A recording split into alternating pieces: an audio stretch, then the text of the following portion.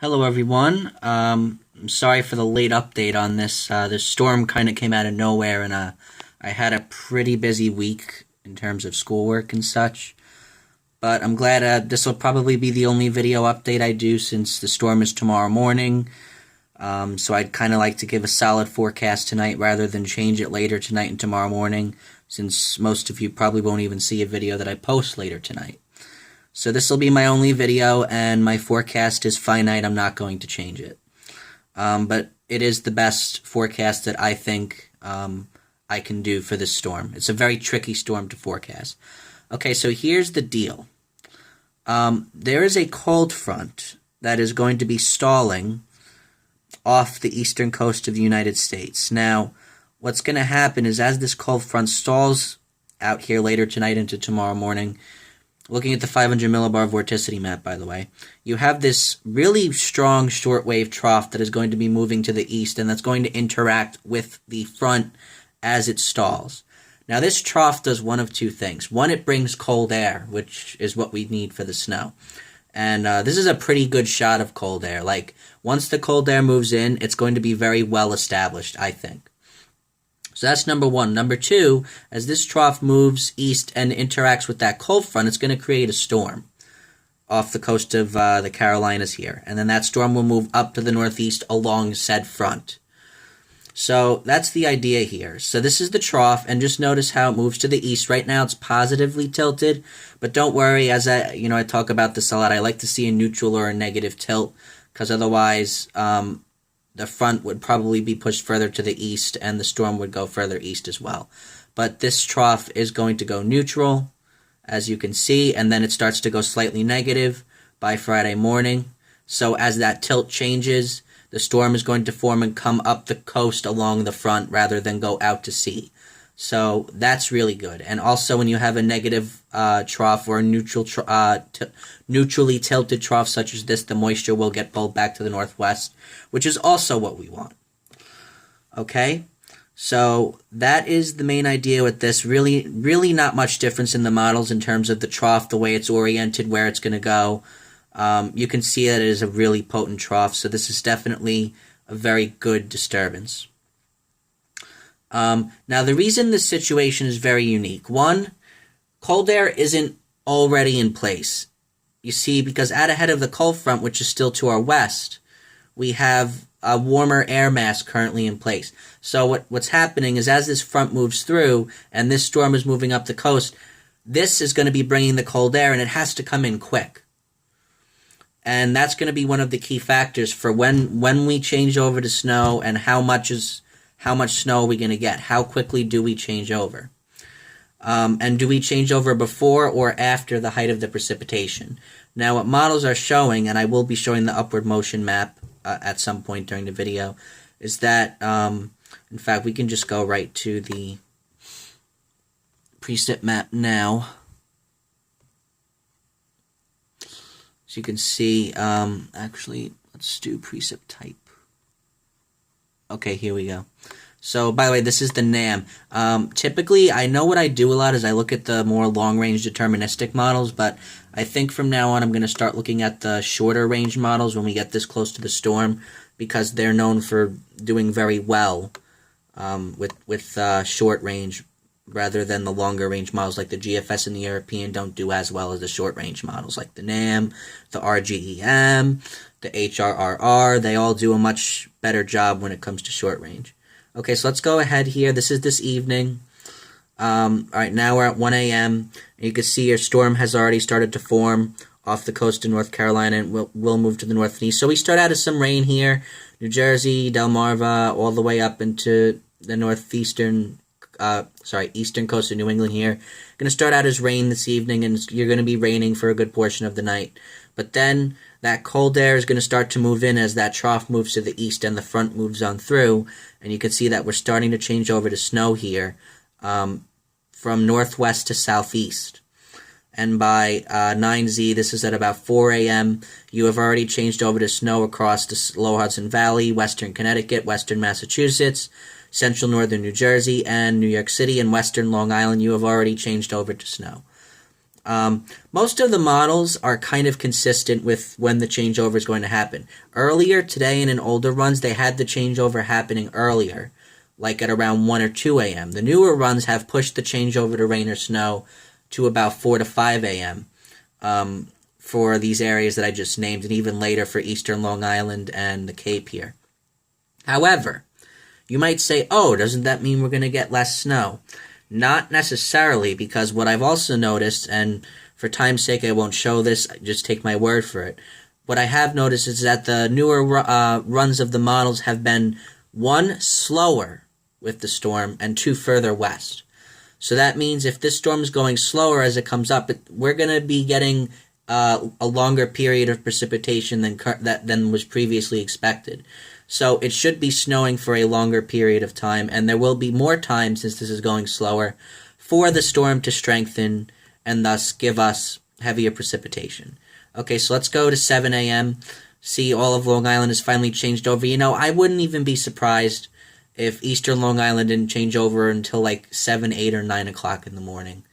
I'm a little concerned about mixing here, which is why I think the Twin Forks are going to be on the lower end of my snowfall range, which I will go over later on. And then here across the Cape, you're still rain. But everywhere else, you're snowing, and across most of Long Island into southern coastal New Jersey, up towards Boston, most of Rhode Island, including Providence, and southern and eastern Connecticut, you're all snowing, and you're snowing hard. Okay? Moving along to 10 a.m. See, this rain is still holding on over Cape Cod. That's definitely going to hold down snow amounts there. But that heavy snow is still holding on across near Boston, Rhode Island, and central and eastern Long Island. That heavy snow is still holding on. And then by 1 p.m. it starts to taper off across New York City, western Long Island, central Long Island. You still have some snow lingering. And this is later than the older model runs. As I said, this is going slower in the new runs. So this is a longer duration than originally expected. And then it goes out. And you see, looking at Cape Cod here, you finally do change over to snow by about maybe 10, 11 o'clock, maybe even as late as 12 o'clock. So that's why you're going to be getting much less snow than, say, just further west towards Boston, Rhode Island, and Providence and central Mass. Okay, so there's one more thing I want to look at. And Bernie Rayno talks about this a lot. AccuWeather meteorologist Bernie Rayno talks about this a lot in his weather videos. We're going to look at 700 millibar vertical vorticity, essentially upward motion. And upward motion is a very good thing to look at, because where you have upward motion, that's where you get heavy precipitation. Okay, so I'm going to fast forward here. Sorry, the one annoying thing about this website is that you have to keep clicking to go to the next run.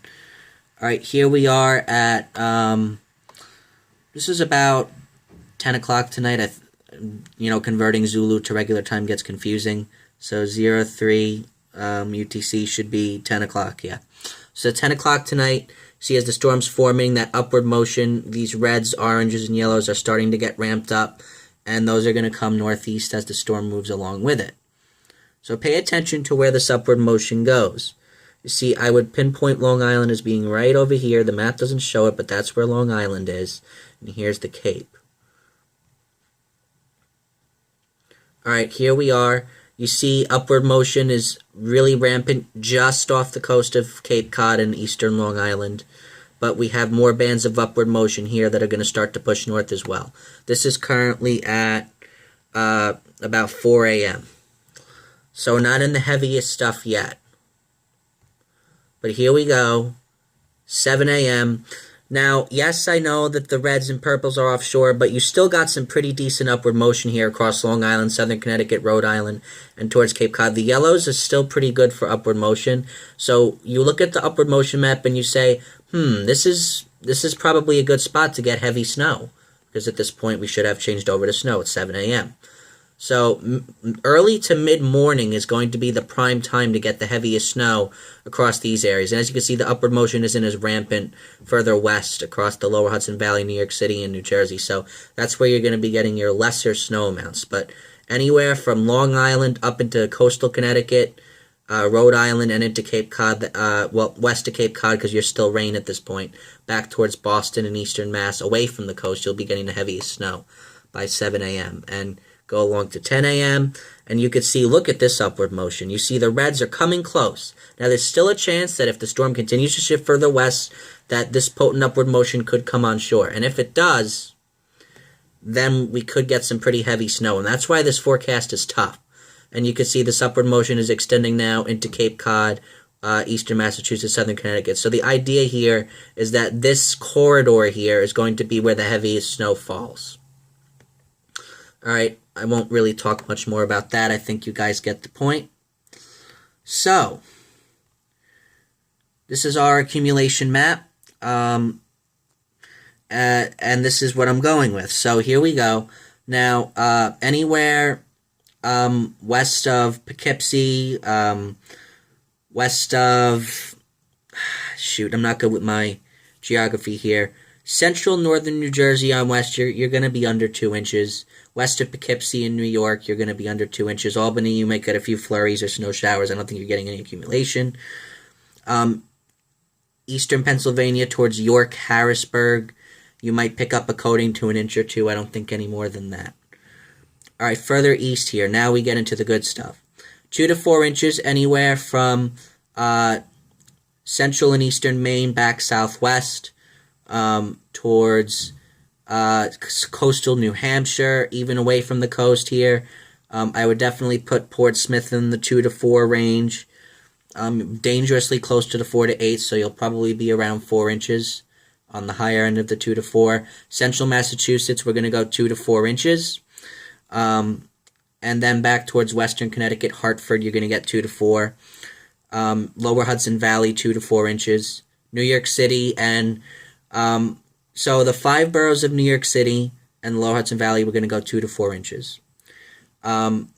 Nassau County and Suffolk County are in the 4 to 8, definitely. We'll get to that in a minute. And then most of New Jersey, we're going to go 2 to 4, except along the coast here, which is where some of the heavier bands, in this stretch here where you see the 4 to 8, that's where the heavier bands are going to be moving in. Now, the reason this range is so wide, and I do apologize for that, is because of the uncertainty that is involved in this forecast. It's a very uncertain forecast. How quick is the cold air going to move in? Is there going to be enough upward motion to get the heavier snow going? Is the low going to track further east or further west? There's just so much uncertainty here, and so I feel more comfortable giving a wider range. So we're going to go 4 to 8. So here's the idea. If the upward motion does, it doesn't come on shore and the snow isn't as heavy as we predict, I think there's still enough juice in the storm that everybody in this area gets at least 4 inches. That's my thinking. But if it does juice up and the heavier upward motion comes in and we get the heavier snow, then you're going to get around 6, 7, 8 inches anywhere in this range here. Boston, 4 to 8 inches for you. Providence, 4 to 8 inches. A good portion of Connecticut here, eastern and southern coastal Connecticut, 4 to 8 inches. Nassau, Suffolk County on Long Island, 4 to 8 inches. Now, Twin Forks of Long Island, I'm concerned about the mixing, which is why I think you could be on the lower end of the 4 to 8. So watch out for that. I think you're more like 4, 5, or 6. And if the heavier snow doesn't work its way in, then you might even be as low as 3 to 4. But we're going to go with 4 to 8 for now, and assuming that the heavy snow does come in, you're still going to be in my range. All right. Now the bullseye, I think Central Long Island has the best shot at getting in the upper range of 4 to 8. Nassau County has the best range, and Western Suffolk County, I think, has the best shot of getting in the upward part of the 4 to 8. And coastal New Jersey has to watch out too. Cape Cod 2 to 4 because you change over very late, and then watch out coastal Maine up here towards down east Maine. Watch out 4 to 8 for you as well. All right, that's the forecast. Sorry it's late. I'll try to be more up to date with things like this. This was a pretty sneaky storm. Not gonna lie. All right, I hope my forecast is right. Drive safe, everyone.